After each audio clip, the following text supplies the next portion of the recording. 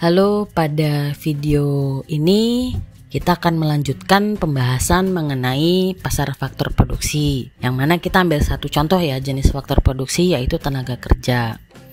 Nah, sekarang kita akan fokus pada sisi permintaan, bagaimana dan apa yang membentuk permintaan dari tenaga kerja.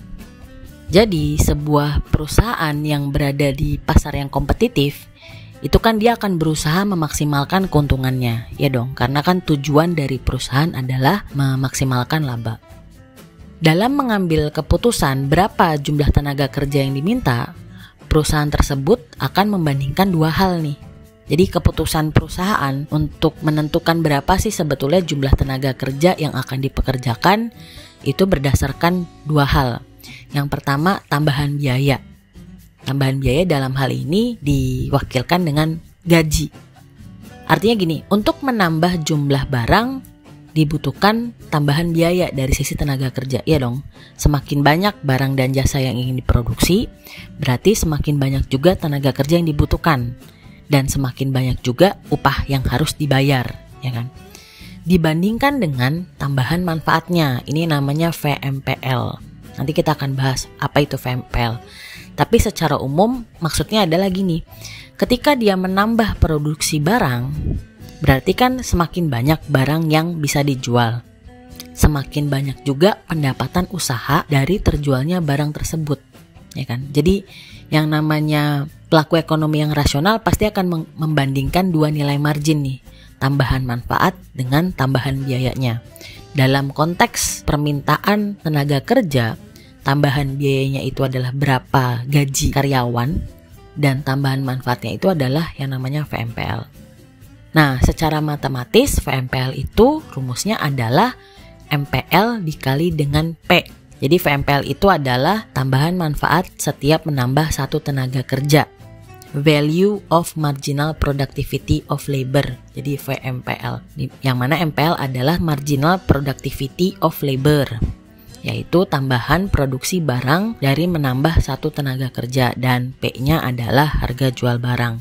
Maksudnya gini, artinya tambahan manfaat dari menambah satu tenaga kerja itu adalah berapa sih tambahan produksi ketika menambah satu karyawan dikalikan dengan harga jualnya. Ya kan, berarti kalau saya nambah satu karyawan itu dia bisa nambah produksi berapa banyak, terus dikali kalau misalnya tambahan produksi itu saya jual dengan harga P, itu saya dapat tambahan pendapatan berapa gitu. Jadi dengan kata lain, VMPL itu adalah tambahan pendapatan gitu ya. Nah, kalau kita ingat dari pembahasan materi sebelumnya, ini kan ada tabel ya yang menggambarkan berapa jumlah tenaga kerja dan produksi barang dan jasanya. Kita sudah hitung MPL-nya nih, Marginal Productivity of Labor, atau berapa tambahan produksi setiap menambah satu tenaga kerja. Nah, taruhlah misalnya diketahui harga barangnya $10 nih. Sementara setiap kita menambah pekerja, itu satu orang pekerja itu gajinya $900. Maka kita bisa carikan bahwa VMPL-nya itu kan tinggal MPL, ya kan? VMPL adalah MPL dikali dengan P. Berarti kolom yang ini kita kalikan dengan $10. Oke. Berarti 50 kali $10 500, 70 kali $10 700, dan seterusnya gitu ya. Berarti kan VMPL itu adalah tambahan manfaatnya, ya kan? Berapa tambahan pendapatan ketika saya menambah satu tenaga kerja. Oke. Kita bandingkan dengan tambahan biayanya, yaitu berapa gaji karyawan per orang, 900 kan. Nah, keputusan perusahaan dalam menentukan berapa jumlah karyawan yang dipekerjakan itu pada saat tambahan biayanya sama dengan tambahan manfaatnya.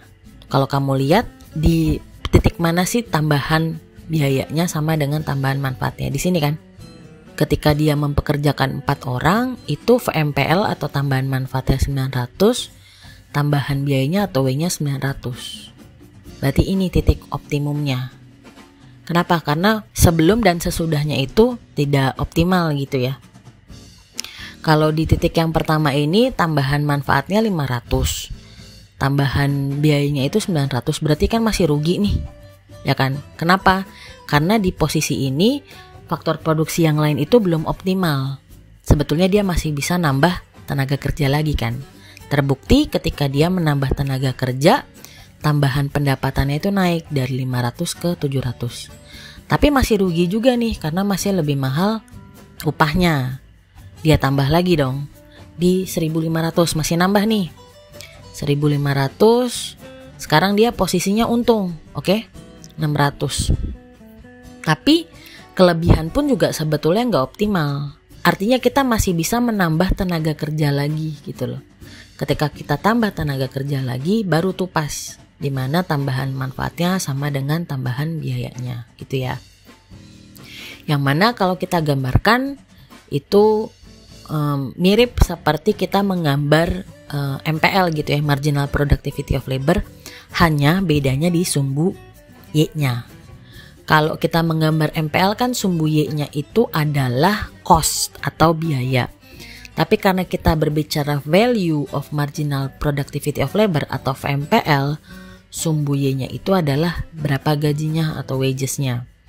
Jadi kita kalau gambarkan gini ya, satu tenaga kerja VMPL-nya 500, dua tenaga kerja 700, tiga 1.500, dan seterusnya. Yang mana kalau kita hubungkan titik-titiknya itu bentuknya mirip sekali dengan MPL ya kan. Jadi bentuknya parabolik, ada titik maksimum, sampai setelah titik maksimum bentuknya turun. Nah ini adalah bentuk lebih canggih gitu ya daripada kurva permintaan. Kalau kurva permintaan kan bentuknya downward sloping tadi ya. Jadi sebetulnya kurva permintaan yang kita bahas di video sebelumnya ini adalah penyederhanaan dari si VMPL ini. Jadi dia hanya mengambil dari sini ke sini. Tapi sebetulnya kan VMPL bentuknya seperti ini. Nah, terus kita ketemukan sama tambahan biayanya kan, wages-nya. Artinya keputusannya adalah perusahaan akan berhenti menambah jumlah tenaga kerja pada saat VMPL sama dengan W. Jadi kita ketemuin W-nya di sini kan, di 900 ya. Nah kalau kita lihat dia motongnya kan di dua titik ini nih, titik ini sama titik ini. Tapi kan di titik ini kan jumlah tenaga kerjanya berapa? Berapa nih? 2,3. Kan nggak mungkin ya orang itu kamu belah jadi 2,3 aja. Saya mau 2 karyawan plus 0,3 orang, kan nggak bisa. Berarti kan titik potongnya di sini ya. Pada saat 4 tenaga kerja gitu loh. Pada saat gajinya 900, maka titik optimal adalah pada saat perusahaan mempekerjakan 4 orang karyawan, di mana VMPL-nya, VMPL kan ini nih, sama dengan jumlah atau besaran gajinya.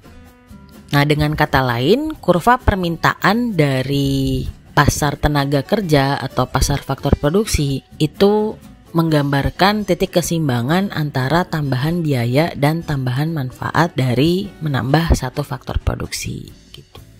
Sekian penjelasan video ini, akan dilanjutkan mengenai sisi penawaran dari pasar tenaga kerja di video selanjutnya.